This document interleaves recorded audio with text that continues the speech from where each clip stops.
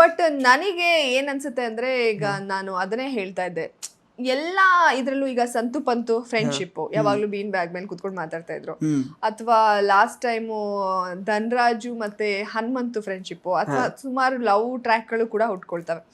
ಅದೆಲ್ಲ ಮಾಡುವಾಗ ಅಕ್ಸೆಪ್ಟ್ ಮಾಡೋರು ನಮ್ಮ ಜೆನ್ವಿನ್ ಫ್ರೆಂಡ್ಶಿಪ್ ಯಾಕೆ ನೆಗೆಟಿವ್ ಆಗಿ ಕಾಣಿಸ್ತಿತ್ತೋ ಹೊರಗಡೆ ನನಗೆ ಗೊತ್ತಿಲ್ಲ.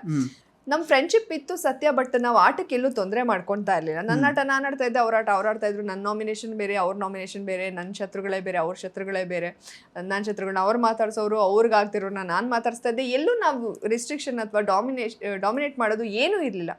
ಸೊ ಆಟಕ್ಕೆ ತೊಂದರೆ ಆಗಿಲ್ಲ ಅಂದಾಗ ಒಂದು ಕಂಫರ್ಟ್ ಝೋನು ನಮ್ಗೆ ಆಚೆ ಕಡೆಯಿಂದ ಹಂಗೆ ಕಾಣುತ್ತೆ. ಬಟ್ ಅಲ್ಲಿ ಒಳಗಡೆ ಹೋದಾಗ ಎಲ್ಲಾರ ಜೊತೆ ಇರಕ್ ಆಗದೇ ಇಲ್ಲ. ನಾವೊಂದು ನಾಮಿನೇಷನ್ ಮಾಡಿದ್ರು ಅದಕ್ಕೂ ಜಗಳ ಆಡ್ತಾರೆ, ಬಟ್ ಅವ್ರನ್ನ ಯಾಕೆ ಮಾತಾಡ್ಸ್ಬೇಕು ಅಂತ ಅನ್ಸುತ್ತೆ.